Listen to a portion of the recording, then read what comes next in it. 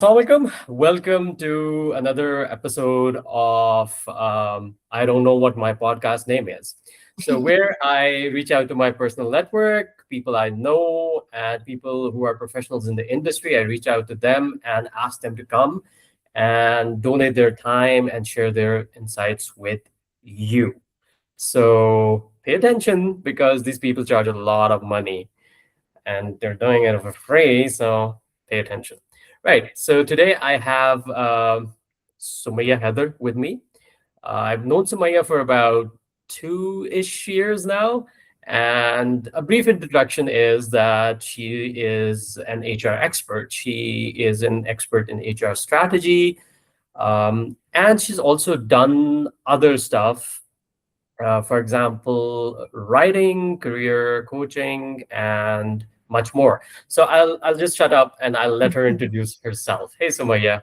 Hi, Hisham. Thank you so much for the very kind introduction. So like exactly how you said, like I've been an HR professional now for 10 years. It still doesn't feel kind of real, but I've done a lot of like learning and development stuff. I've like helped with hiring and recruiting. I've helped develop a lot of policies at my current company, which wound up becoming best practices and are still in still being used to this day. Um, I really overall enjoy a lot of training and development. I like coaching people. I like training people. I think it's super fun to just work with like adults, and just see how you can teach them stuff that is like basically life skills.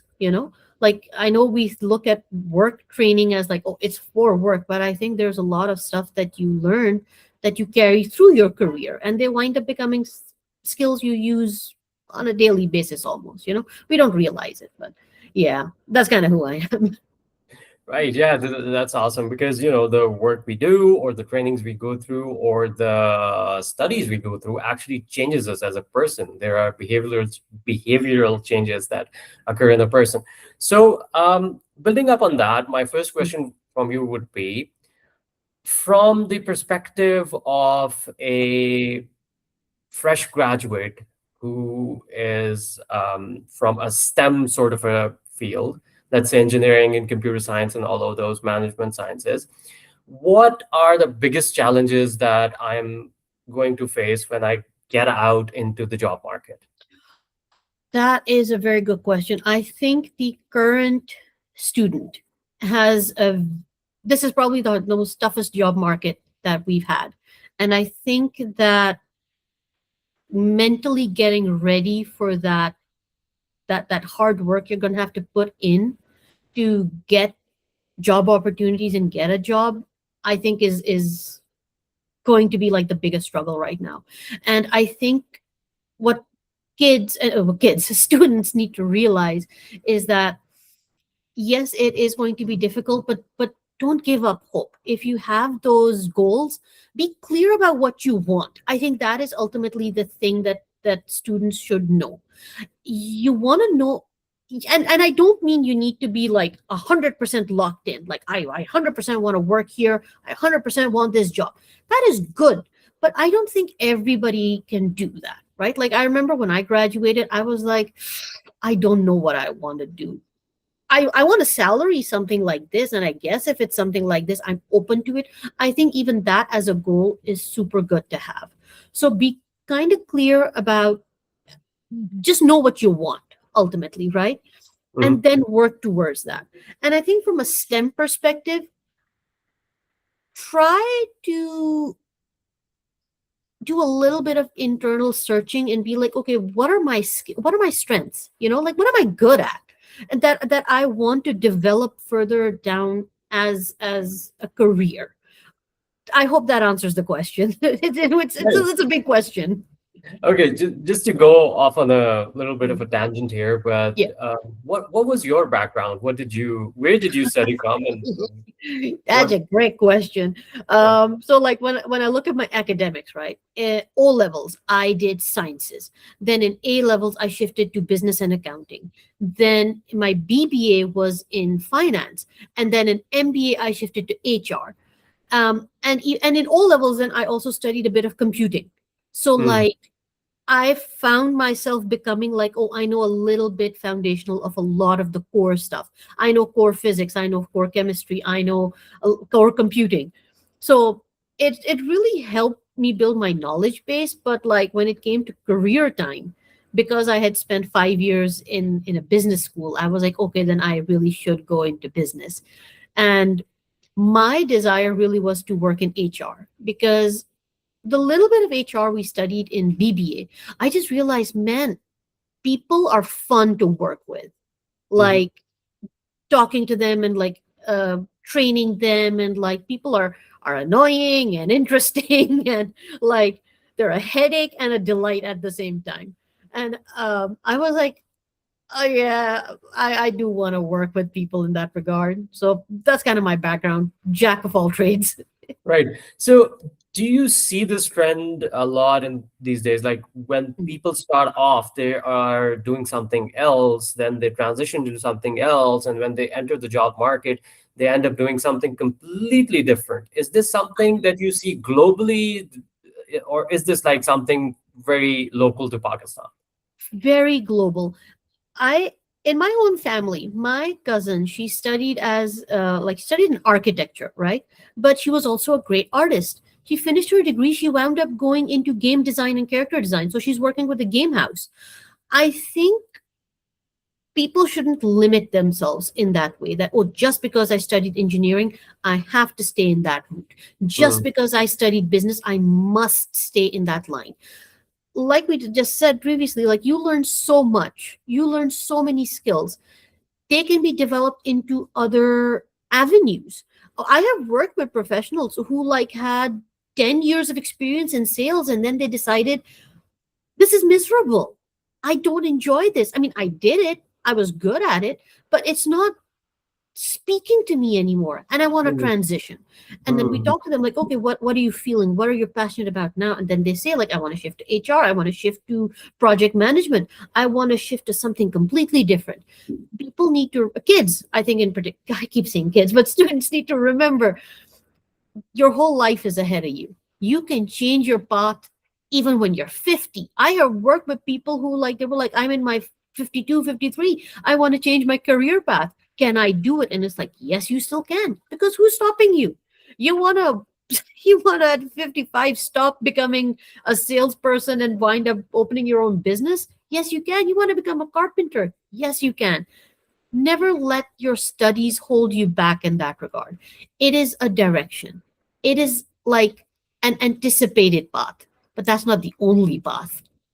Take the path less trodden. It is still there. Okay, and on this note, let us let me bringing burning question to the Yeah. equation. Okay, how afraid should I be from AI? What major changes is it bringing, specifically for graduates from STEM? The current state when it comes to AI, honestly, for me, is scary. Not because of what AI is capable of, but because of what executives believe it is capable of, right? Like, I just read some news before we started that Meta, I believe, they said like they're going to do more layoffs to offset the rising cost of AI. And I was like, yeah, okay, you're going to let people go and invest more in AI. I think executives and decision makers, they really think AI is this amazing solution to that you can replace people. And it's like, okay, first of all, I think people misunderstand what AI is. This is not AI. It's a language learning model. It is predictive text. I'm boiling it down, but I also am not a fan of it, so I will I will be that way. But um, its capabilities as a tool cannot replace people in my eyes, because the logic and rationale that people bring to the table, even students bring to the table, no software can really compare to that. So like, I think when it comes to STEM students, trust in your knowledge, trust in your skills, and always remember that, okay, companies might say an AI will make your life easier. If you have used chat gpt, you know that's not totally true. It makes mistakes, it hallucinates, and you cannot correct those mistakes unless you have that knowledge firsthand. So trust in your own abilities, trust in your knowledge. And that is how you push back against the mindset of like, well, an AI could do it. Yeah, and an AI is going to make mistakes, and then you're going to come back to me again, like, can you fix this? And I'm going to be like, you should have come to me in the first place then. You would have saved time and money. So, like, yeah, trust in yourself, trust in your skills. Right, very important point that executives and business leaders think AI is capable of doing things that it's really not. So, okay, since AI is here and it's not going anywhere, how has that changed the mindset of people who are in the hiring side of things? Recruiters, interviewers, Mm. people who shortlist you for potential positions. How do you see that? It has been very interesting, Hisham. Like, I have seen people somehow like do some kind of like agentic coding where they like tell AI, like, hey, just scan LinkedIn and try to find me people who have these keywords in it. Because what the applicants do is they inject coding in their LinkedIn profile that if somebody has scanned my profile, send me this message. So it's very interesting how people are trying to use it to identify more people. They're trying to go through resumes and be like, use AI to find me the right person. From a recruiting standpoint, people are really trying to use AI to ease the process of it, right? But from a candidate perspective, people don't really like that because imagine going into an interview, right? And on the other side is an AI agent talking to you. It's dehumanizing, it's demoralizing. It's creating very bad experiences for the hirees. And the truly ironic part is I've seen recruiters complain about, I can't believe people are using AI made cover letters. Like, don't people care anymore? And job applicants were like, you use AI too to scan us. Why can't we do it too? You don't care. So, like, we're going to use a cover letter to make our lives easier. So like it is a battlefield right now where everybody is trying to just see how can we use AI to make the process easier for us so that we get to the human the one-on-one interview part of it faster. And that it is leading to mistakes, but mm, growing pains, I suppose. Yeah, yeah, absolutely. Mm. And this brings me to my next question, which is, okay, how much AI can I actually use when I'm Mm. making my resume, my cover letter, or even my Yeah, LinkedIn, headline? profile. That is the question. I tell everybody, use AI as a tool and don't consider it a hammer. Consider it a power tool. So like if you use it blindly, watch out for your hands. You might Yeah, hurt yourself. And I will argue you will hurt yourself if you blindly rely on AI as a tool. Because, like I said, it hallucinates, it makes yeah, up stuff, it misunderstands stuff, which it will. Like I said, it's a language learning model. It is not capable of understanding that, for example, it might say that a horse gave birth to a chicken. It won't see anything wrong in that logic because for it, it's just words. We're the ones going, hang on a second. What in the eldritch abomination just happened over here? Right? So when you're using it, just use it as a tool. So when you're making a resume, use it to polish what you already have. So like you can tell it like, okay, chat GPT, this is my skill set, this is my resume, these are my projects. Compare this with this job listing that I'm super interested in. What am I missing? What skills can you pick out from there that aren't over here, right? Use it like that. And then tell it, okay, evaluate my wording choice. Am I perhaps underselling myself? Like they want somebody who is excelling at, let's say, mechanical engineering as a very broad thing. And you tell it, like, hey, am I demonstrating this skill or not? That chat GPT can give you an analysis that, okay, these are the skills, keywords. This is what you have. This is what's missing. So incorporate this into this. Same with the cover letter. You can ask it that these are my notes, that I want to, like, this is the information I want in a cover letter.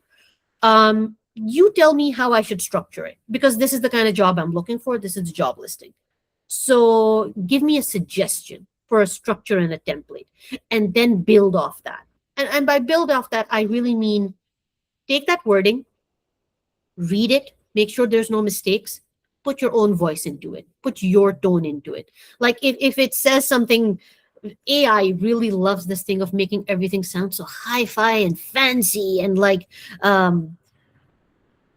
people don't talk like that. Frankly speaking, I think everybody talks simply. So you turn that language into your voice.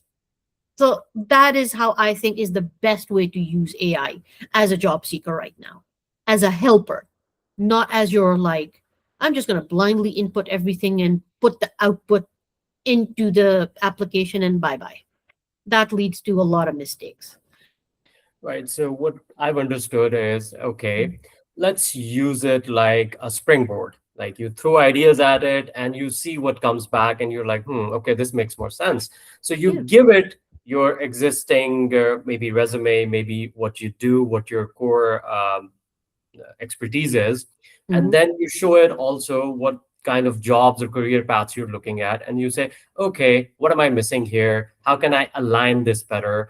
And then when it gives you suggestions, you go back, get your hands dirty again, and then do that instead Yeah. of relying on the ready-made things Yeah. that it gives you, which are not very human, which are not very personalized, which are not Yeah. very um, context Yeah.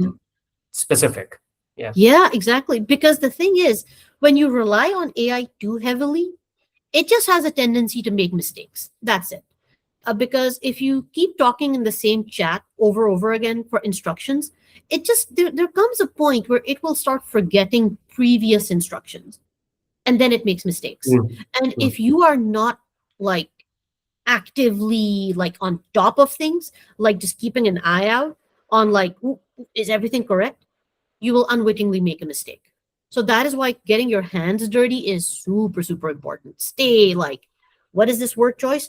I love also like, okay, I love challenging it when it makes a mistake, being like, when did I say this thing? Where did you pick this up from? And then it will be like, oh no, I extrapolated this. And I was like, I don't want extrapolation. Stick to the facts, what I've shared with you. Right. So yeah, you cannot just avoid getting your hands dirty, I think is the thing. There is no shortcut ultimately when you want to get a job. You have to put in the effort. You cannot avoid it. right, right. So you think that courses or trainings like technical writing, business writing, presentational skills, or public speaking and interviewing skill, all of those things are still very, very relevant, and people need to learn the basics in order for them to use AI tools better and get the most out of them. 100%, Sean. Because like, look, what is work? You're working with people, engaging with people. That is where those presentation skills, the research skills, the human touch, you can't get rid of it. You can't overcome that. If you don't get along with your peers, it becomes so difficult to do your job. So, like, no AI can replace that. Truly not. You have to have, like, and this is the polish you get in college and university when you Mm, interact with like people from all walks of life, when you meet all kinds of professors, when you do all kinds of project work. That is where you get that very real life learning for work, that this is how I manage projects, this is how I report to somebody else, this is how I collaborate. It cannot be replaced at all. No. right, right. So you get a taste for difficult bosses when you deal with difficult lecturers. Absolutely. Yeah. Yeah, yeah. And those lessons stick with you for the rest of your life. Like my I somebody said this name to me very recently, and they were like, I was like, I know this person, so like let me connect with you with them. I was like, are you, is this person my professor? Like they might have been my professor. They're like, no, no, no, no, no. What makes you say that? Like I'm like, because it's been 10 years. I still remember that person hated me. I will not forget that. So Right, right, some right. lessons stick a lifetime on how to manage people. So, Our traumas make us who we are. Yeah. if it doesn't kill you, it makes you into a traumatized person. Absolutely. All right. Okay, moving on. Let me ask you this. Yeah. What do you think is personal branding and what does it mean for students Ooh. specifically? That is a great question. I think students think that personal branding is something for like, ooh, higher professionals. You need to have 5 years of experience. I need to wear a suit and a fancy blah, blah, blah. No, I think personal branding at a very simple level as a potential employee and employee in general, just what are you about as an employee? What is your strengths? What is your weaknesses? What do you want? Right? So, like, if you are somebody who is good at doing project work, I think I would say that's your personal brand. If you are somebody who has very strong writing skills, that's your personal brand. If you're somebody who is like having a big friends network, like, you get along with that group, that group, that group, and B section, C section, you have a big bunch of friends, Yeah. that's your personal brand. You're somebody who brings people together. A Yeah. personal brand is just a fancy way of saying this is who I am. These are my skills and strengths. That's it. So I think for students, think a little bit about like what do you feel like you are good at? Like, if you ask your student like, hey, what is your strength? And they think about it and they say, this is my strength. That's your personal brand. Build on that. And then you can look like, okay, if writing is my strong suit, how do I develop that then into a career, right? You can become a technical writer, you can become a content writer, you can explore SEO, you can explore marketing, you can explore uh just becoming a writer, like, full stop period. You can become a researcher. So consider, what do you feel like I can do this easily? Like, or if I put in a little bit of work, I can do this pretty well. That's your personal brand start for students. Right. And do you think LinkedIn is still the most relevant and best platform for building a personal brand? Or do you think professionals are moving to other places like, even Instagram? That is a great question. I think for a lot of professionals, LinkedIn is still it, because Instagram is more still like influencer heavy, right? Yeah. It's more about building a different kind of professional brand. I think if you are trying to start your own business, Instagram is great for personal brand building, right? Like if you're the kind of personality who's like, I want to be a speaker, I want to build my own courses and like sell those, like, stuff like that, which involves having a very personal touch. I think Instagram is great for that. But I think for most of us professionals, LinkedIn is still it. And there isn't really anything close to an alternative for that, where like it's just professionals sometimes sharing very weird stories, but Yeah. it's the job platform where we as job seekers and employees and employers all just mingle together as like, here's the latest news, here's the job search, here's a new opportunity, and this is what I'm looking for. So I think LinkedIn, even now, is still going strong as a monopoly. I don't think there's anything really challenging it yet. And I think it needs a challenger. I'll put that on the record. But Right. let's see. Okay. And Mhm. okay, say I'm a student who's just starting out. I know about LinkedIn, but I've never actively used it. Now I want Mhm. to build a personal brand using LinkedIn because I'm about to graduate. How what, Mhm. how do I do it? Like, what is the ABC of it? All right. I think, well, I'll answer your question and I'll add another part to it. I think you also need to depend on your networking, right? So, like, let's tackle the LinkedIn part first.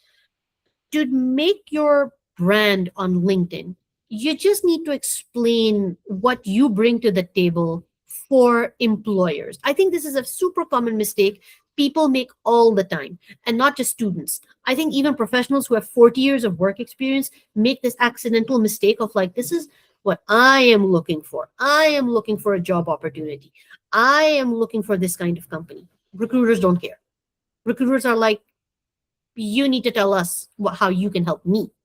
So students need to express that same kind of concept of like, okay, if an entry level job in, let's say, computing, like if you're a programmer, you're looking for programmer jobs, Any person who is hiring a programmer is going to be like, okay, I need a recruiter who know, I need a programmer who knows Python, should know maybe some IoT, Internet of Technology things, should know some basic coding stuff. So that's the way recruiters are thinking.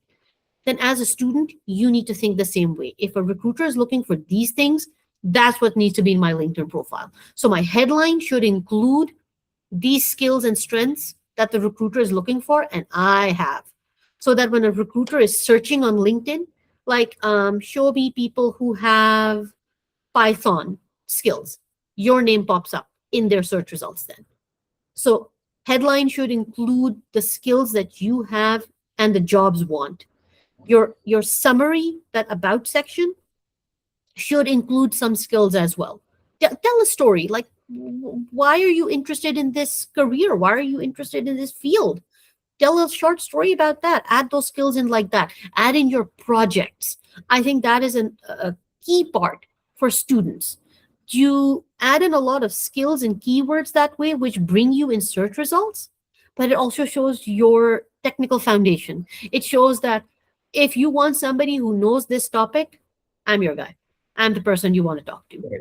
Right. Yeah, so And that's the LinkedIn part. right. Okay. Hmm. Yeah. Please carry on. Yeah, I think the more important thing is the networking part. I think people sleep on this, which I understand so much as an introvert, because you say networking and I'm like, oh no, thank you. Yeah. Can I go eat grass? I'd rather eat grass. Yeah. That's what I want to do, because I think networking, when people talk about it, it just sounds so annoying and intimidating. Like, ugh, I have to go like schmooze and like make small talk with people I don't even know and like butter them up, and like Yeah. that is a very traditional view of networking. It doesn't have to, it isn't that way actually. As students, your network is your family, your mother, your father, your brother, your sister, your cousin, your aunt, your uncles. We in the Desi society are more often than not very blessed to have a very big network. So when you start looking for jobs, tell everybody in your family, I'm Uh-huh. looking for this kind of a job. And any foot through the door that you can help me do that, please, please help me with that. And I think most family members are happy to accommodate in that regard. Like, oh, this is what you're looking for. Let me go talk to a couple of people, right? More of people who are more older than us, they tend to have more established networks because they've been through the job cycle. They've been through a couple of work experiences. They have their own clubs and friends, so they can start spreading the word that, hey, my nephew or my niece is actually looking for a job in something like let's say a bank, right? So they want a job in a bank, entry level. This is what they've studied. Don't Isn't your son working in a bank? Do you know if they're hiring? I'll send you their resume to you, right? Networking, I think, is the super big key these days, and it will always be the key, because okay, I think students need to understand how the hiring cycle works to understand why networking is important. What happens when a company has a job opening? They say, put out a job posting, right? Advertise it everywhere so that we get applicants. That is the external facing part that people see.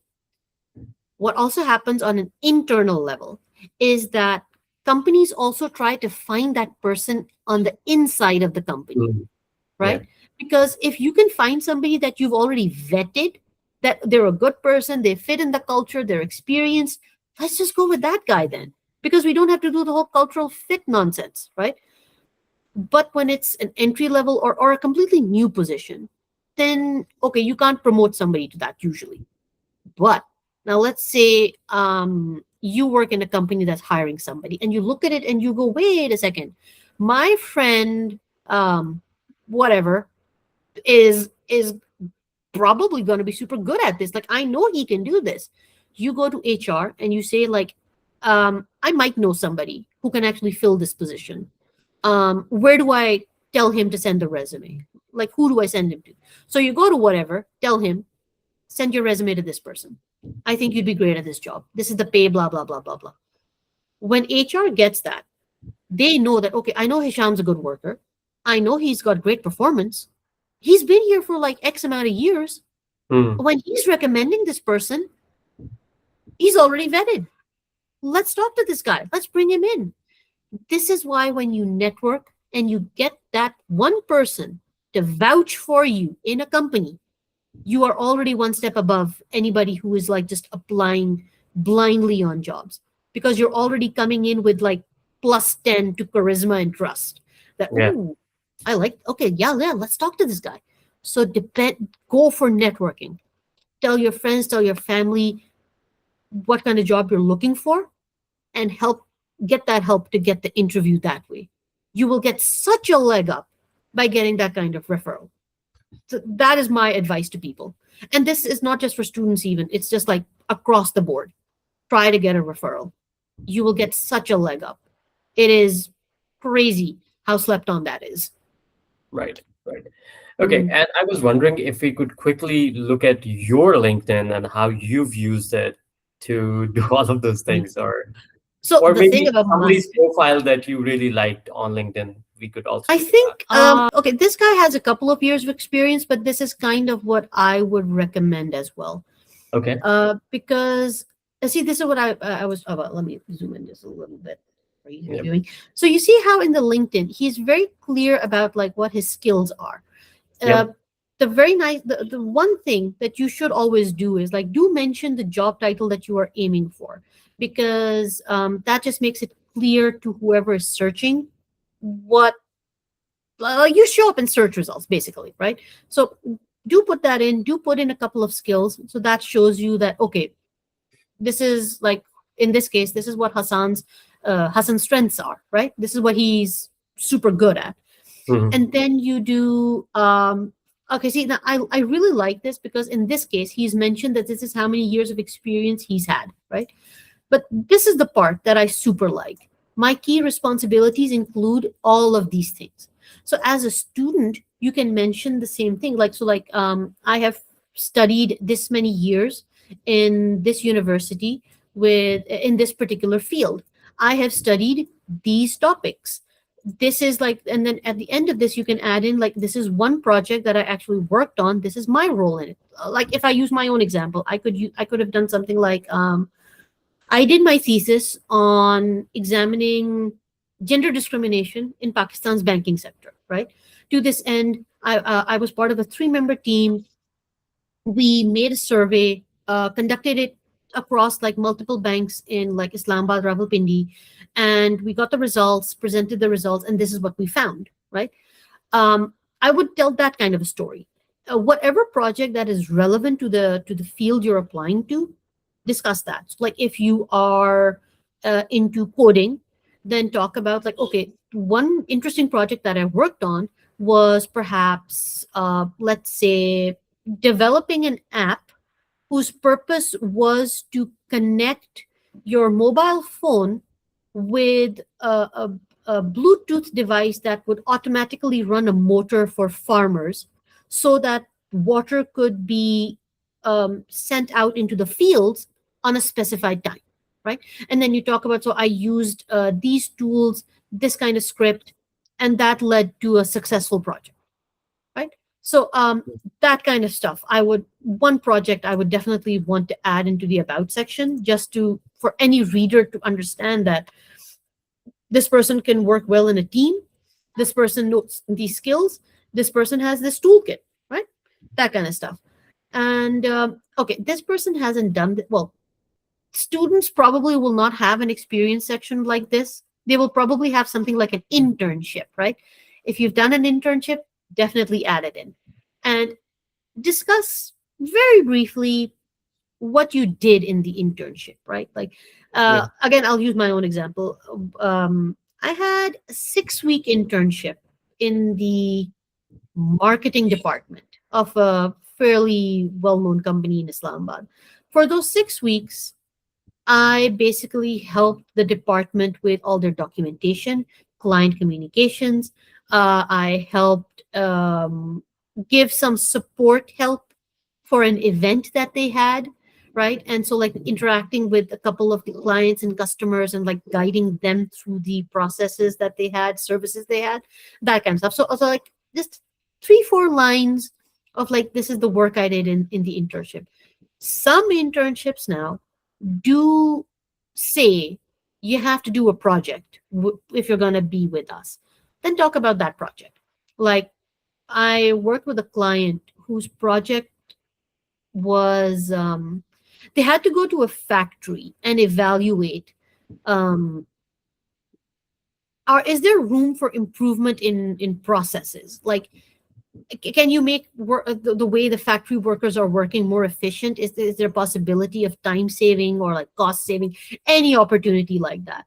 That kid went in, and in 6 weeks was able to identify that actually some of the motors or something were not maintained well, something like that, something about the motor that they were able to fix up, and that led to a reduction in production time.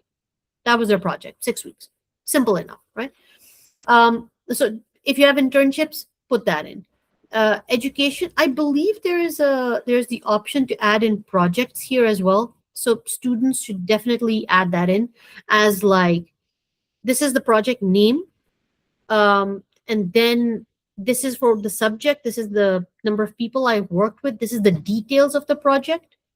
And then if you got like an A, or you got like full marks, or like you were praised by the professor for like, okay, this was the best project in my course this semester, add that in. It looks good. Yeah. Yeah.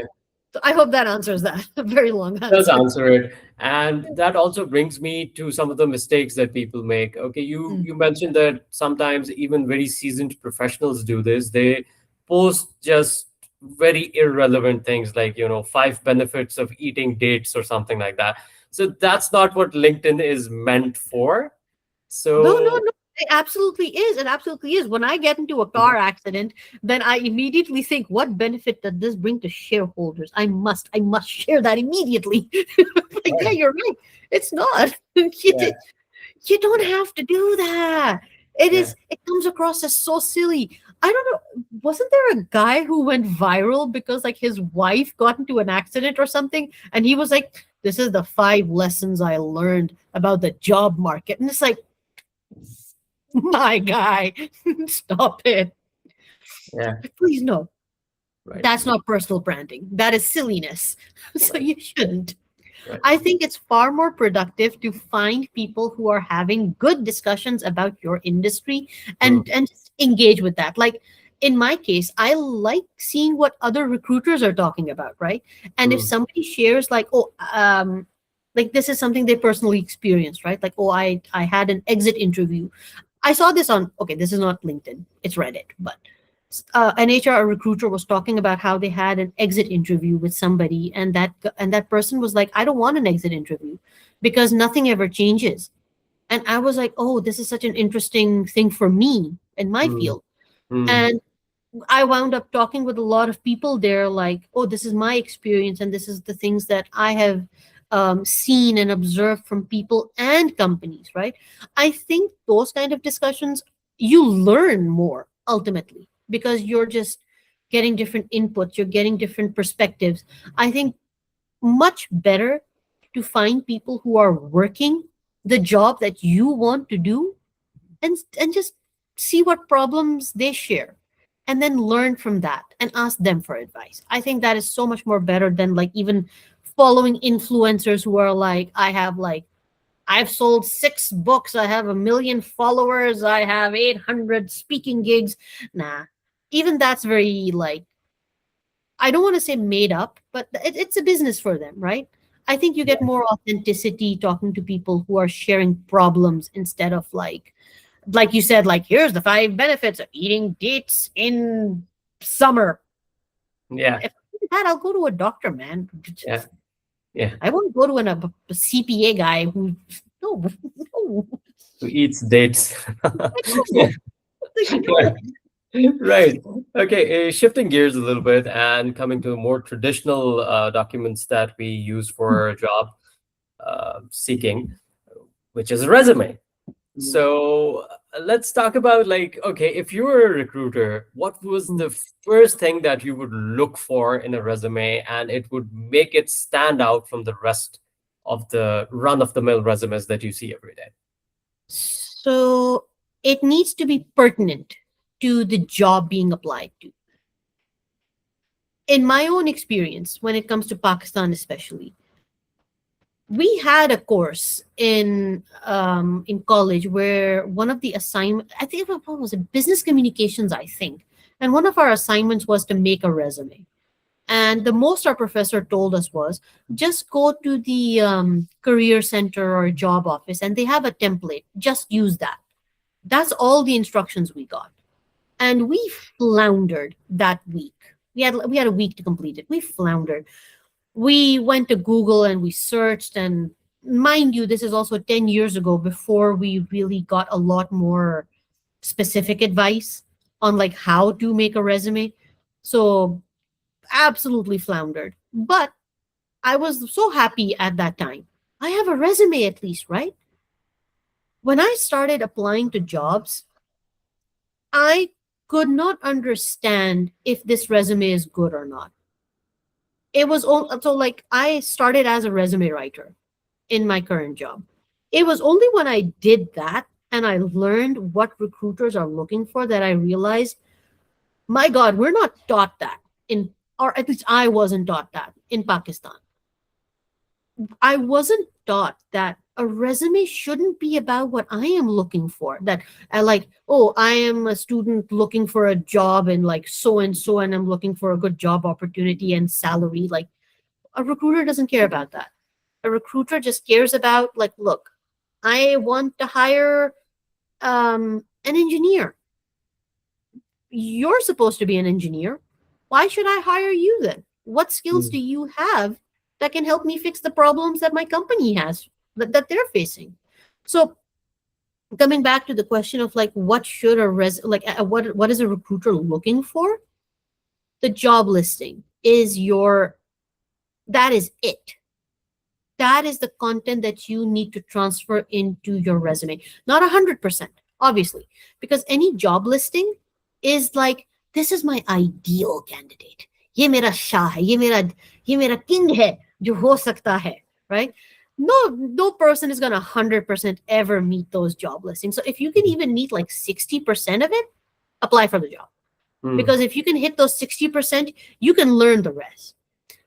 So if a job listing, for example, says that we are looking for an entry level candidate who knows um who knows Python, who knows how to do some coding, who knows you know what, I'm mixing up jobs, but who has skills A, B, C, D, E, F, right? And if a student looks at that and they say, I know A, C, D, and a little bit of E, put those in your resume as your projects, as in your skill section, in your internships. That is what a recruiter wants. When you keep things simple to read and targeted, a recruiter is often happy. That, oh, thank God, I don't have to look for information that I want. You know what I mean? Like, Mm. um, okay, this is going to be a very bad example. A recruiter is basically like, यार मैं shopping करने जा रहा हूँ and मैं mall में जा रहा हूँ and I want to know कि कपड़े की दुकान किधर है, right? But Yeah. instead if he keeps being like I can't find कि कपड़े की दुकान किधर है, कोई साइन नहीं लगे हुए, कोई गार्ड नहीं है to ask, that person's going to be like, I'm so frustrated, I am leaving because I can't find where the damn shop is, right? But if there are signs telling him like, oh, कपड़ों की दुकानें are like on the second floor, he'll be like, oh, thank God, second floor. You have to give the recruiter the same kind of guidance. Yeah. My one page resume, Yeah. you are looking for an engineer who can solve problems A, B, and C. I have technical knowledge of A, I have technical knowledge of B, I have technical knowledge of C. So theoretically, at an entry level, I can solve those problems for you. Yeah. Yeah. I think the biggest mistake ultimately what people make is that if you have some work experience under your belt, what they do is they get the job description from HR and they copy paste it in Mm. because they think that, oh, this explains what I've done, right? Yes, it does. But as a recruiter, as a hiring manager, I don't know what you have done. Like if the job description says that you are responsible for um cleaning the room, right? If you're responsible for putting food on the table, okay, you were responsible for that. Were you good at it though? Were Yeah. you proactive about it though? I Yeah. don't know that, Yeah. right? It's like it's a complicated. I understand this might come across as very overwhelming. Like, oh my god, how do I get that across? I think for students right now, that don't worry about that.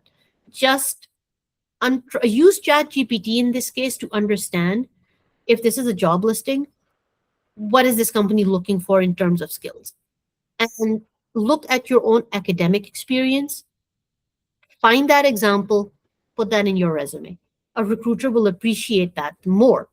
That, oh, I'm looking for this thing. The proof is right in front of me. I understand what this particular candidate now brings to the table. I don't have to put extra mental power into it. Right, right. So building up on your analogy, Hmm. so for example, I go to the mall, I want to, that is exactly why Khadi and Al Karam and Gul Ahmad have such big banners everywhere, and they have like really good lighting, and then they have those primary colors that say 50%, 70% up to in the fine print though, off and all of that. So like, come in, come in, come in, check us out, right? Yeah. So that's Yeah. what strategy should be as well. Yeah, yeah. And I know like the way we're explaining it, it makes it sound like you have to be bombastic and you have to be Yeah, like big and this and that. yeah, No, no, no, no. yeah. With a resume cover letter, genuinely, the simpler you keep it, the Hmm. better. Hmm. Not just because it is easier for a person to read it, but because if the company uses an ATS system, Yeah. it won't make a mistake either. This is actually, I'm so glad we got to this point. When you go online, you know how you get a lot of free templates, right? Like, oh, here's a free resume template. A lot of them look beautiful. Yeah. Double like two columns and colors and like fancy text. You look at it and you go, that gorgeous. Unfortunately, not ATS compliant. Because what a software, again, it's a software. It's just told read from here to here, here to here, here to here. It will not be able to understand this is one set of information in a column and this is another. It will go um, skills, accounting, excels at blah blah blah, and it's like that's not a sentence anymore. It becomes a mess. Khichdi ban jati hai. So whatever resume template kids want to use, just keep it simple. You don't have to be like, oh, I need to like shashka dalna hai and like fancy lagna hai. Nah, you don't need that. Genuinely save that wowness for the interview where you can go in and show off your personality, your presentation skills, your abilities. That's when you really just hit it home, minus the punch. Right. Yeah. Right. Okay. And since you talked about interviews, say I do get called in for an interview now, Hmm. and what should I anticipate? How should I Mm. prepare for that situation? There's a couple of tips for that. My favorite thing to do is I like to go on Glassdoor Hmm. and I like to look at the interview section. A lot of very, very kind people, they share their own experiences that, oh, I went in for an interview. It was very nice. This is the kind of questions I was asked. And then you can be like, oh, okay, this is what I can anticipate being asked then. Super cool. That gives you an idea what kind of questions you can be asked.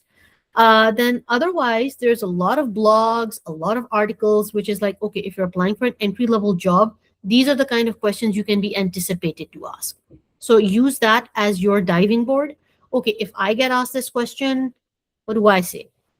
Thankfully, also, those same blogs tend to explain if you get asked this question, answer it like this, right?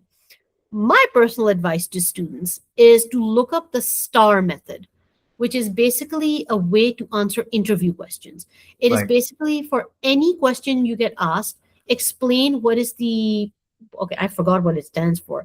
It's like strategy, technique, actions, and result, I believe. Yeah. So Yeah. situation, whatever, Yeah. situation, etc., action, results. Or Yeah. we also call it the CAR method: challenges, action, results. So whatever question you get asked, explain the challenge that you faced in it. So if you're asked like, hey, tell me about a time where you had a hard time collaborating with somebody on a project, and it's like, okay, The challenge in this, like I had a project in for an accounting course where we got set up with a group that was very uncooperative. So that's my challenge. I explained they were uncooperative. It was very difficult to get them together to decide like what the project will be, what the work will be, etc., etc. But then I shift into actions over here to solve that problem. I took these actions. I decided, like, look, okay, I'll take the lead. I'll decide how the work division will be, right? But you all must agree to do it. I will help you complete the work then. So that is how then we finish the project, and then you lead to the results. And we actually passed with like super good grades. I think we got like the third highest grade on the project, right? CAR is a great way to answer any question. And I think for students, I think a lot of people will be very nervous because they haven't had the experience of working of like the interviewing stuff. And as somebody who cried in an MTO interview, it's fine. It happens. It can be overwhelming. It can be a little bit scary, but I would say don't worry about it because I think people give a lot of generosity to students because they're like, okay, first Yeah. interview, you're potentially away from home and interviewing in another city, so um, give yourself a little bit of that grace as well. Don't be too hard on yourself if you're like, ah, yeah, interview itna bura hua hai, mujhe iska jawab hi nahi aata tha, and I've messed it up. Don't be too hard on yourself in that regard. Just prep your best. There's so many resources online that you can use to prep. Use those. Practice. Practice as much as you can. And then go out there and give it your best shot. That's it. Right. I'm the kind of person who is very much like Allah miya ke haath mein hai bahut kuch. And whatever happens, it always happens like aapke fayde mein hota hai. So that got me through life. That's my advice. Sorry. Just Okay. give it your best shot ultimately. Right. Interesting. Okay, so as an interviewer, and Hmm. I'm assuming that you've interviewed several hundred people at this point. Okay. Potentially 100, I suppose, including clients. There you go. So, what are the most irritating mistakes or rookie mistakes that people make? And you're like, oh, this Hmm. guy, no, I don't want to see this person again. Mm. I think this is gonna not sound so nice, but I personally get very irritated by like a lot of and kind of things. You know, those filler words.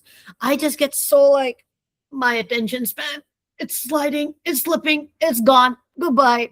Like I think I understand when people get nervous, that is a natural thing to happen. But I also do believe when you ask a question and people know the answer, they will smoothly shift into explaining things. So when they do that whole filler word thing, it just indicates to me a lack of preparation. I think even when people are surprised by a question, they still have an answer. It might wind up being too long, but they will have an answer. But when there's a lot of filler words, I just personally think they didn't prepare for this. They potentially might not even be serious about this opportunity then. That really then gives a negative impression to me like, I guess they're not serious about this then.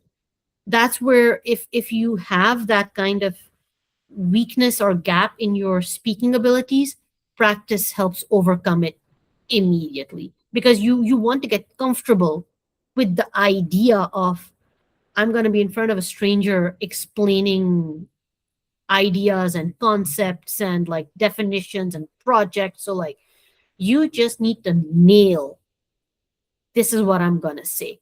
You Hmm. can use scripts if that's what you're comfortable with. Use bullet points if you don't want to sound super like robotic and scripted, but do have an idea of what you want to say and how you want to say it. Because the tone of it, the way you say it, my God, it can change your impression in a heartbeat. That's a great point because, like you said, fillers or vocalized pauses, as we call them, absolutely kill a person's credibility, whether it is in interviews or in public speaking. And there is good research behind this as well. Mm, Also, but there are situations where I just genuinely don't know the answer to a question. No matter how mm, much I prepare, there are always going to be instances I'm just drawing a blank. How do I yeah. handle that situation? That is such a good question, and I love that you asked that. If you don't know the answer, simply say you don't know. That's it. It is genuinely as simple as that. I think people get so scared of being like, I have to admit to this guy who is about to hire me that I don't know this. Oh my God, this is going to look so bad. I think it's better to admit you don't know. And instead of like lying or giving an answer that is like the other person knows that you're half-assing it, pardon my French. But it is much better to just like, if you don't know, what I also recommend is take 2-second pause to just kind of like look like, okay, I'm thinking about it. I'm sorry, I actually don't know the answer to that. But I can get back to you on that. Like, I'm not 100% sure and I don't want to give you the wrong answer. So, like, I will right now say, I don't know the answer. Then, how do you make up for it? Is usually whenever any interview gets organized, these days especially, it's via email. So, you will have a contact address for some, you can reach out to them, right? After you're done with an interview, as soon as you're out the door, get your phone out, Google that thing. What is that definition you didn't know? What is this concept that you were like you forgot? Google it. Now you know it. Immediately start writing a thank you note to whoever interviewed you or whoever organized it. And then say, Dear so and so, thank you so much for the opportunity for this interview. I had a lovely time talking to XYZ people. And I just want to touch on this thing that was discussed in the interview. I was asked this particular thing. I would like to share now that this is my actual answer for this thing, right? Like, and and accordingly link it back to some other thing that was asked, and like this is how it links back to like the company. Um, I look forward to the next step. That is how you make up for it in two ways. It's Absolutely. fine if you don't know. That's a great tip. I love Mm, that. mm, Right. And okay, how do I handle a question like a very basic question that I think is asked by every interviewer? Introduce yourself to me, or what is your biggest strength, or talk about a time you faced a challenge and how you overcame it. The interviewer is not really interested in knowing me as a person, right? They really want Yeah. to know how I can solve their problem. Yeah. So these kind of questions are actually behavioral questions. It's a way to judge, like, okay, what is Hisham about? Like, is he just what is he like as a person? Does he demonstrate the kind of cultural attributes that we have and we are looking for, right? Like, for example, you could have a person who says, like if as an example, right? If you ask me, like, okay, introduce yourself, and I say, my name is Sumayyah, and I'm actually like the best person that you could hire because like I have a 5.0 GP from LUMS, not GP, CGPA from LUMS, and like I have completed 6 internships, and like I am the best person you can hire. From the tone, the body language, the information shared, it creates a certain impression, right? Like, okay, this person is clearly very, very like high performing, but they also have a very big impression of themselves. That might not be the kind of person you're looking to hire, right? So they might, if that's the kind of person they're looking for, they might hire him. But if that's not, that's the indicator for them. I don't want to hire Sumaya then, right? So whenever these kind of questions come up, I say just be true to yourself. So when you're introducing yourself as a student, always say your name. So like, hi, my name is Sumaya. I have actually completed like my MBA in like this past semester, like so in June. Let's say June for the sake of this example. And I actually got my major in HR. My thesis was so and so, and this is some details of my thesis, and I am super interested in working with you guys because this is a company that has a reputation for like having like super good learning courses, and I want to be a part of that, right? So introduction should be your name, your academic background. Definitely talk about the latest studies that you have done. So this could be your thesis, this could be like a cool project that you worked on, a project that is relevant to the job you're applying to, and then talk about why you want to work with the company. And do not, it will be generic, but try not to be too generic. So like try talking about I saw that Huawei, they recently shared this news that, oh, they're going to bring this technology to Pakistan, and that's something I'm super interested in, and I would love the chance to work on that. You know, introductory questions, introduction questions, sorry, I would recommend answering like that. Strengths is another great question, because people start listing strengths down. You don't necessarily have to do that. I always say pick 2 or 3 strengths and just talk about those. So like my biggest strength is that I am a great technical writer, right? So I'm a great technical writer, and for example, I can write 700 words in 20 minutes if I'm really motivated. And I also try to write stuff that is very easy to understand for people, right? That is my biggest strength. And then I can give an example of how, like, oh, I've actually written this book, which is a career guide for marketing professionals, right? Whatever strength you want to share, if you add in an example with it, you wind up telling so much about yourself versus giving a list of like, my strengths are, I am smart, I am brave, I am so kind, I am so amazing. It's like, yeah, like you probably are, but like you're just listing things. And I don't have proof that tells me that, yeah, Sumayyah's telling the truth or not. I don't know. But when I'm telling a story about um, my strength is that I make good training material, right? And if I say that actually, like, oh, I did a project, we went to this place out of the city, we trained factory workers and they had a great time and they learned teamwork, and we actually saw the mood shift, that tells you more. Okay, she's comfortable working in a team, she's comfortable actually like going somewhere else, she's comfortable interacting with big groups of people and educating them. And when she says that people had a good time, she probably saw people having a good time. So whatever way she has of training and teaching people, it is effective. So share examples and stories. If you're sharing a strength, pick 1 or 2, explain where that strength comes from. And I think the more interesting question always is weakness. What is your biggest weakness? Yeah. People struggle to answer that Yeah. because they're like, do I genuinely tell the truth over here and like shoot myself in the foot? Or do I make up? Do I give a fake weakness? Like, my weakness is I work too hard. I work 9 hours a day.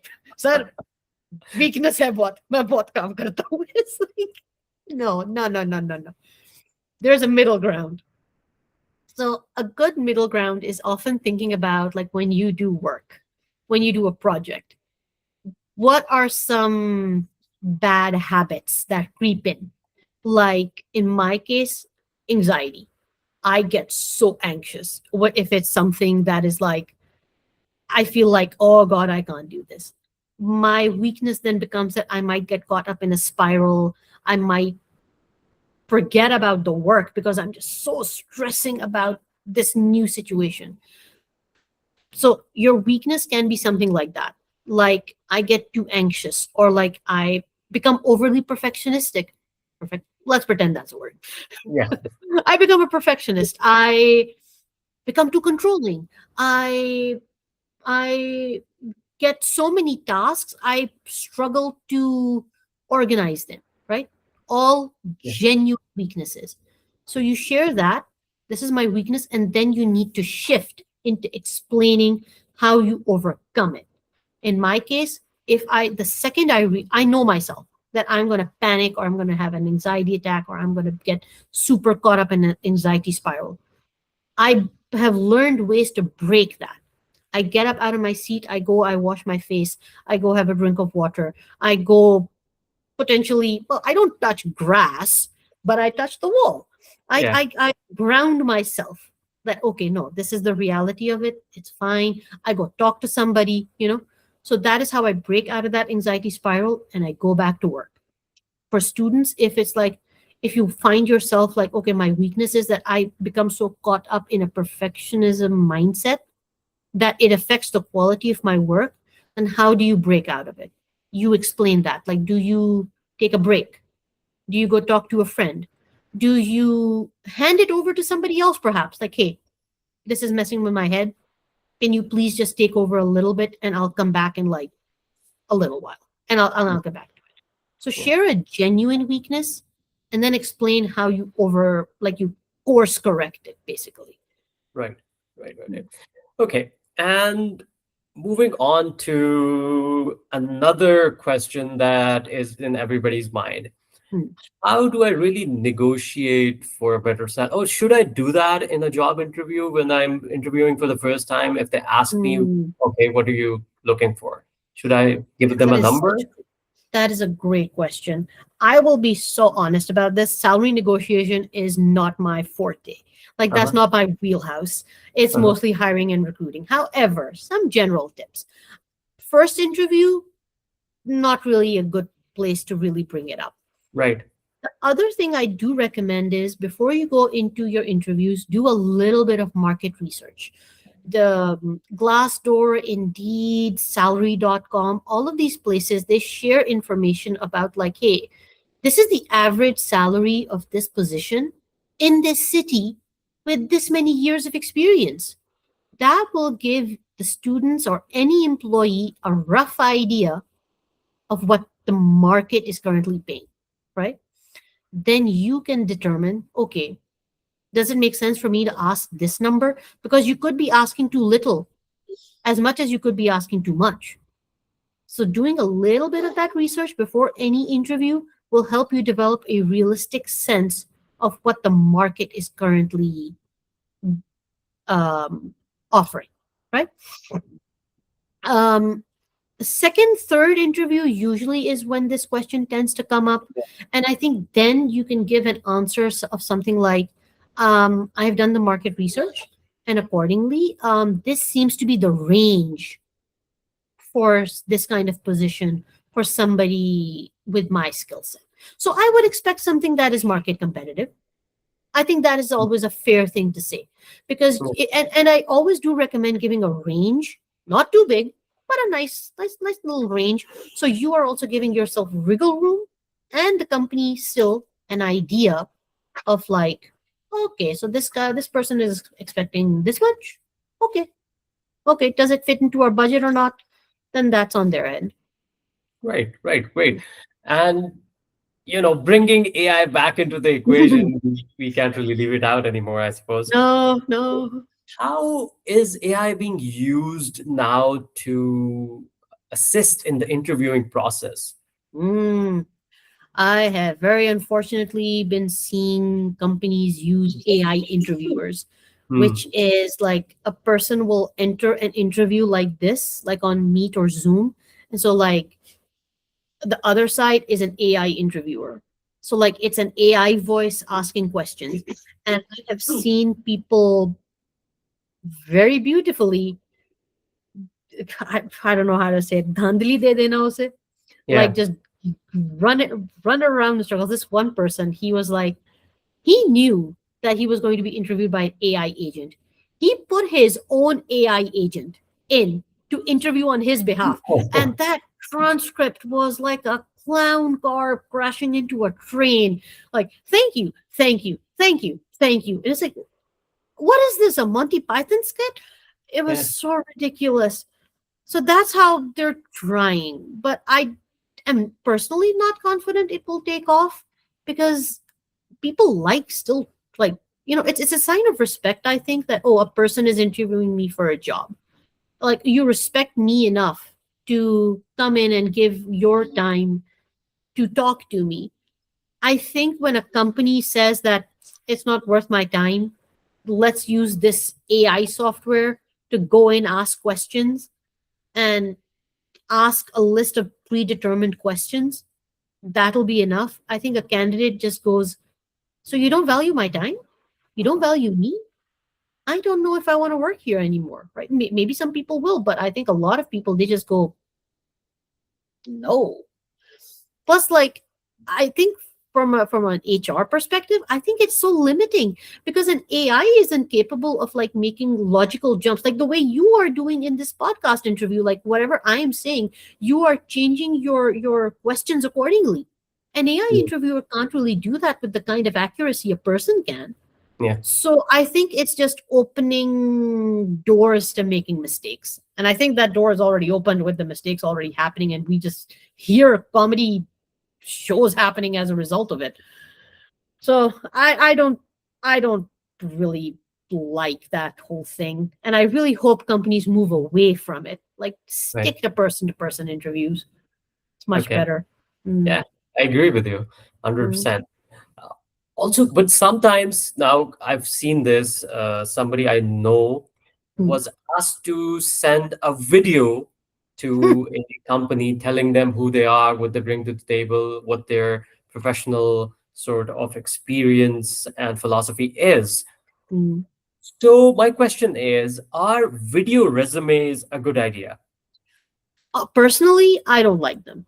Hmm, Because I'm just like, why are you putting the candidate through all of these hoops? hmm, I don't like that idea. I'm a big proponent of keeping the process as simple and as quick as possible because it's such a stressful thing for like as a job seeker to like you're putting yourself on the line. You're like so optimistic that okay, I might get a job, I might not get a job. It's so stressful, right? As simple as you can make it for the job seeker, I'm a fan of that. So when companies when oh my god, you know what, there's a difference. There's some companies where it makes sense to do that. Like I don't know if you know, there's a YouTuber called Brian David Gilbert. So he hmm, applied, okay, irrelevant then. He's a guy, he was fresh out of college and he applied to a company called Polygon. Now Polygon is a reporting and news agency kind of thing. So they do a lot of online stuff, which is like super fun, very personality based stuff, right? Now, their job application said, give us a video interview. That made sense because they're a company that needs people to show their personality. A video is a chance for people to use editing skills and like makeup, costume, whatever to show their personality. That makes sense. But when you're a company like, I don't know, you're a bank or you're like a tech company and you say give me a video interview, it's like what's the purpose of this? I don't understand the point of this. Look at my resume. That's where my technical skills are. That's where you see what I'm like. So I think video interviews, video resumes are, I don't like them. hmm, Mm-mm. hmm, Now, trash them, bin them, stick them in a stew. Bye hmm. bye. No. All right. And coming towards the tail end of this podcast, I'd like to ask you a couple of questions Mm. regarding conflict. Oh Uh, yeah. yeah, yeah. So, for example, I am in an interview situation, I am defending my project or my thesis, Mm. and there's a really tough interviewer who's asking me very challenging questions or is criticizing the work I've done. How do I Mm. sort of handle that situation? How do I stay calm under pressure? That is a great question. I have been very lucky to not have been in that situation. Similar, but not the same. And my personal rule always is the more rude somebody is being, be overly polite. Mm, So, like, I try to be even more polite if I'm being challenged like that. So, like, more please, more this, more like not if they're interrupting me, then being like, I'm sorry, please let me complete my sentence. Then I will let you. Then I'll happily answer whatever you're saying. Right? I think this is very difficult to do. It is a very easy mistake to make is when you let your ego get ahead of you. I know like when it's your thesis, you have put so much time and effort into it and it's being challenged and you really prickle at it like dude, I did all this work. Why are you making such a mess? God, you know? that's when your ego can come out and you start being very aggressive. I think that is exactly when you kind of need to like take a breath, literally take a breath, and be like, okay, I need to, like, I fall back. That this is genuinely why I have that rule of being overly polite. Like, that is my break. Force myself to be polite. So you need to find like what your break is and use that. Try not to let your anger get ahead of you. So if they are asking a question, let them finish it. Let them talk first, take 2 3 seconds, and then try to answer it, right? I think our knee-jerk reaction often is to interrupt the other person and tell them like, no, no, no, no, no, you're actually wrong. You're going in a completely different direction, which is not even relevant to the research that I've done. Like, it's not even relevant to the topic at hand. But let them finish it, and then you say, okay, that is a great question. However, this is outside the scope of the research that I have done. So Mm. unfortunately, I don't really have an answer for that, right? I i had a colleague in university who had a thesis experience like this. They had such a tough questioner, and they kept asking like super difficult questions.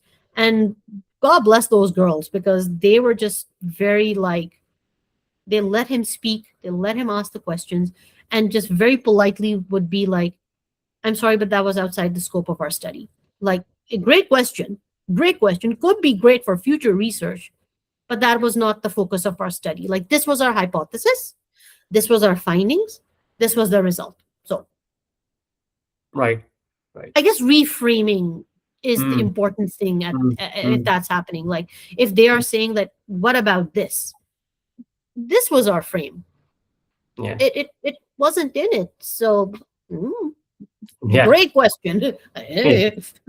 And also remember that it's not about you. Don't take things personally. Yeah. Dude, that is so true. I think if there's, well, I had a professor who taught us this in like another class, but he often, this is the one life lesson he gave me, which was like, a lot of times what the way people interact with you, it's not about you. Yeah. There's something happening with them and like their life, and you're just in that beam. So you have to literally remind yourself, not my monkey, not my circus. Or Absolutely. like, I know that circus, but not my monkeys. Keep them away from me. And that's what it means to be a professional and grow as a professional also. Yeah. But Yeah. unfortunately, conflict is a part of any environment, and Yeah. especially workplaces. Yeah. And since you do work with remote teams and you have extensive experience in working with remote teams, Mm. there's sometimes a lot of conflict where people think that they're being treated unfairly, they shouldn't be doing the things they're being asked to do, or some other team member is having it much easier than they are. Oh, yeah. How do you sort of navigate that challenge? That is such a great question. And the core of it, more often than not, is expectation management. Because why do people think that, oh, that उसने तो मुझसे इतना कम काम किया, उसको क्यों इतना मिल रहा है, मैंने Yeah. उससे ज्यादा किया, मुझे क्यों नहीं मिल रहा? It is a flawed understanding of expectations and reality. So, as an HR professional, then you have to very gently, very, very gently hold their hand and tell them, this mindset and this belief that you have, this is the actual reality of it. Like, if you believe that that person from that team is earning more than you are, because and like for no good reason, no, they are actually doing XYZ. You are just doing X. Like, they are actually a lot more responsible, they're actually doing this other thing, like that is why they have the pay that they have. Or if they believe that, no, that was unfair, it shouldn't have been like this, it should have been on my end, then again you have to explain to them like, look, whatever the conflict was, whatever the situation was, this was the truth of it, right? This is the facts of the matter. You are feeling emotional because you have an emotional investment in it, a personal investment in it, which is understandable. I'm not downplaying that. I'm not like saying that that's wrong, but you also must consider the other side of it, right? So Right. I think in all of those conflict situations, maintaining empathy, maintaining a very human touch is super important. And I am also a personal believer of like being transparent and honest about it. I think a lot of incorrect understandings and misunderstandings happen because of a lack of transparency. Because when you're not clear about something, the other person starts filling in the gaps themselves. That could be correct, but more often than not, it's wrong. So you Right. just be transparent and honest about it. Like if somebody complains that I was treated misfairly because of a mistake I made, and it's like, okay, look, I understand that, but look at the nature of the mistake that you made. Was it a very like if they feel that way, was it a big mistake or a small mistake? If it was a big mistake, you tell them like, look, you tell me. If somebody else had made the same mistake, would you not also be upset? Would you not also want some kind of consequences to the actions? Then they will have to reluctantly admit that, okay, yeah, fair point. But like it shouldn't have been this bad. It's like, but look, we can't make exceptions. If there's a rule in place like, hey, um, everybody has to sign in, for example, for work at 9 a.m. Standard office rule, right? You have to sign in at 9. Otherwise, your pay gets deducted. Everybody knows this. If you are somebody who is consistently coming in late every day, like 9:01, 9:05, 9:06, and then you get penalized for that, you can't complain that it's unfair because, like, oh, I had to drop my kids off, or like there was so much traffic every day. And like, if it's a matter of your kids' school, unfortunately, you have to figure out how to get. You need 3 or 4 more minutes, right? You have to just figure out like, how do I carve those 5 minutes in so that I get to work on time? You can't say it's unfair when it's Yeah. a bit of a mismanagement of time, right? So having those difficult conversations, and they are difficult because the other person has, again, their ego, they have their own like sense of justice, they have their own sense of wanting to protect themselves. So you Yeah. have to talk to them very gently and very be like, I get it, I'm not minimizing what you went through, but reality, you can't ignore that reality. It's like the Undertaker meme standing behind you just being all menacing, and you're like, it's the Yeah. same thing. Yeah. Yeah. Yeah. Yeah. Yeah, I hope that And answers that. right. And as a manager, what is the biggest challenge you think, communication wise, that you see in remote teams? Mm. Making sure that the other person understands what you need from them. Yeah. That is the biggest problem. Because if I have a problem and I need help with it, right? Like, if I say that I want to transfer, if I want somebody to fill this water bottle, right? And if I tell them that, hey, Zanera, just can you please go and fill this water bottle? She'll be like, okay, she'll go fill it up the way she understands it and bring it back to me. And I will then look at it and be like, wait a second, I actually wanted cold water. I didn't want that water, right? So that's my mistake. I Mm. should have communicated that better. That is the biggest problem and my biggest challenge when it comes to being a leader in a remote team.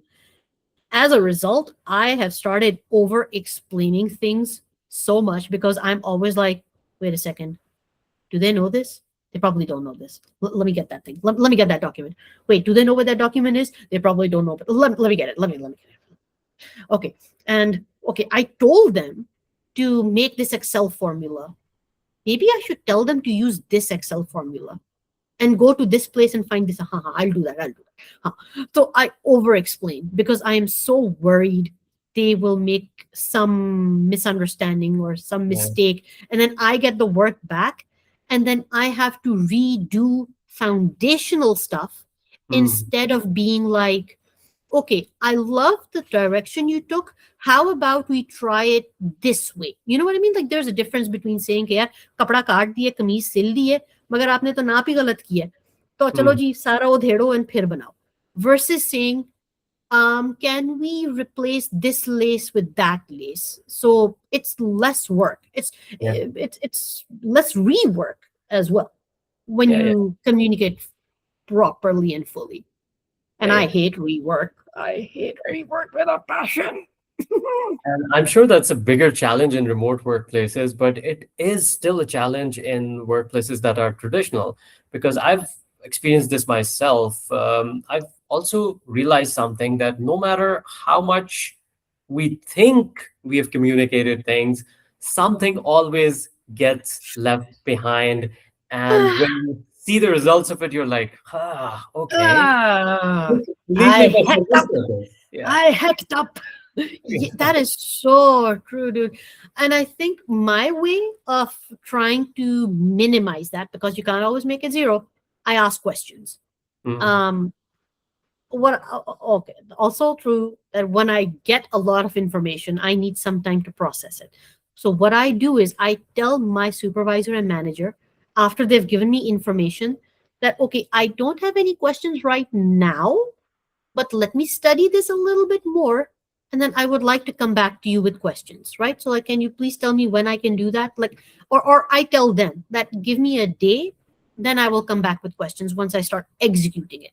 So I think having that mindset of like, I have been given information, it is coming in intensely, give yourself a little bit of time to process it, and then go back and ask questions like, hey, by the way, when you said this, does that mean this?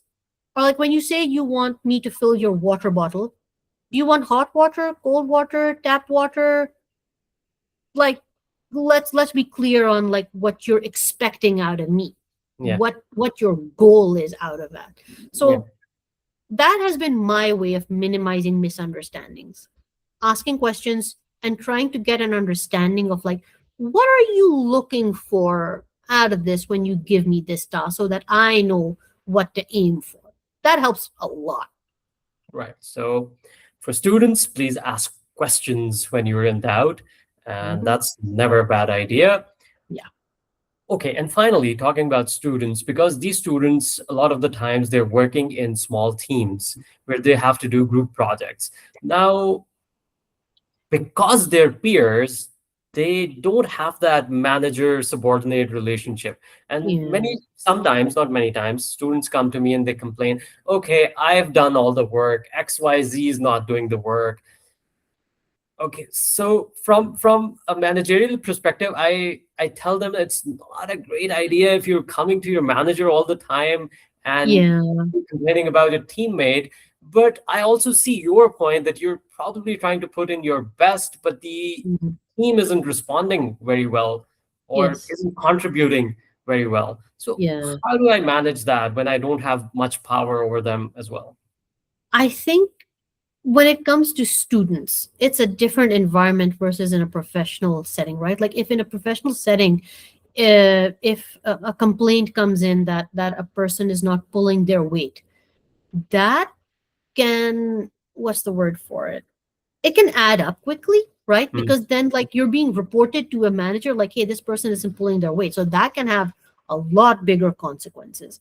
From a student perspective though, unfortunately, I don't think there's a lot that can be done.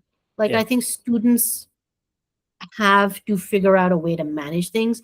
I can give my way, which I don't think universities or professors would approve of because it involves violence, but it does get results. So Right. I'm 50-50 on it. Yeah. And this is a genuine thing. When I was in university, um, I somehow wound up developing a bit of a reputation in my class. I didn't know about this until like my last year. That hey, don't piss her off because she'll go complain about you to the professor, which deeply confused me because I have never done that. But I gotten on a project with two guys. Well, actually, there's two different examples. Like one, the physical example is I got on a project with these two guys. Okay, one is my friend, me, two guys I've never worked with before. I tell him on Friday, okay, तुमने ये काम करके देना है मुझे Sunday तक. ठीक है, ये तुम्हारा प्रोजेक्ट का पार्ट है. Just send me this 3-4 pages. I will do the rest. And he's like, okay. And I tell him, अगर तुम नहीं करोगे, मैं मंडे को I will hit you on the head with my water bottle जो बर्फ की है. And he laughed. And I'm like, I'm dead serious. He's like, हाँ हाँ हाँ मैं कर दूंगा. संडे निकल गया, चला गया जी, कुछ नहीं हुआ। मंडे 3 PM जब क्लास शुरू हुई, उस वक़्त भी कुछ नहीं भेजा। He comes into the class and I am like, तुम्हें क्या कहा था? काम भेजोगे ना मुझे संडे को? नहीं भेजा ना? देखा, हाँ, नहीं सॉरी, मैं भूल गया। मैंने कहा, मैंने क्या कहा था मैं क्या करूँगी अगर तुम नहीं करोगे? ही वेंट लाइक, मुझे बोतल से मारोगी? मैंने कहा हाँ, and I whacked him on the shoulder. Like नहीं किया ना तुमने काम। एंड ही इज लाइक, मुझे क्यों मार रही हो? मैं कहा, I told you I hate you. क्या तुम बात कर रहे हो? तो after that he did submit his work, but like I said, I don't think that would be professor Yeah. We try to discourage violence, yep. and a way that I could Mm, help if one of you is having this problem, if a mm, team member is not pulling their weight, the way I've handled this situation in the past is that I call the team members in and mm, I try to manipulate them emotionally a little bit and say, look, this project is worth a lot of marks. So if yeah, it doesn't go well because you're not participating, all of you don't get those marks. yeah, And if it gets really well, though, imagine what impact it would have on your GPA. So get to mm, work. So that's yeah. sometimes works, I sometimes also have doesn't. I have a more serious answer as well. Like when you say that, I'm thinking a bit more on my own experience. What I tried to do was I would try to engage them in any part of the project, right? So like I tell them like, look, do something, something, even if it is like one page of work, even if it is like giving me a rough idea, but do something in it so that I can say that like even you put something in, you know? So like I would try to rework the distribution of it and give them the minimal part, but I would really try to talk to them and be like, look, I've given you the least part of this, but please do it. Something. Give me something to work with because Yeah. then I can polish it up. Somebody else can polish it up, but give me something. And for me, a lot of times it would also be when a project would start, I somehow my groups would always be the type who would have like a pre-start meeting kind of thing. So we would discuss that, okay, this is what our plan of action is going to be. And we had one leader, and they would kind of be like the ringleader. And in that moment, when we would decide what we have to do and what work would be divided, if that person in that moment would explain that, okay, I can do just this one thing, I would be happy that, okay, you're volunteering to participate, even if it's in a small capacity. I'm happy with that. I would take that as a win because it's like, it's better than zero. So Yeah. I'd be happy with it. Yeah. And I've had projects where like I did the bulk of the work. But what happened in that project was that it was the kind of project it couldn't be done in a group. It was so intensive in Excel. It had to be one person doing all the work. But because I carried that work, the other three people, they were like, I we can't do the work, we recognize it. So when it's presentation time, we will lock in and you don't do it. So like I think having those pre-project start discussions is also Mhm. super important because if that person straight up from the start says or implies they're not going to do anything, you at least get time to make a counter strategy. Right. And if they agree like, okay, I'll do the small part of it, I was the type of person again who was just like, आई शुक्र है कुछ तो उसने कह दिया ना कि कर देगा, ठीक है यार इतना भी बहुत है, आपने एक इतना सा भी डाल दिया है, thank you very much. I can honestly say everybody contributed. Do not ask the percentage, Professor Saab, please. वो ना पूछे.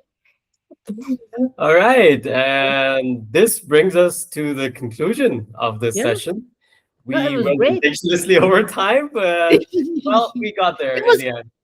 but I had a great time talking with you. You asked such good questions, and I hope that they like just help your students, and I hope that they all have like an easy time finding jobs and they succeed.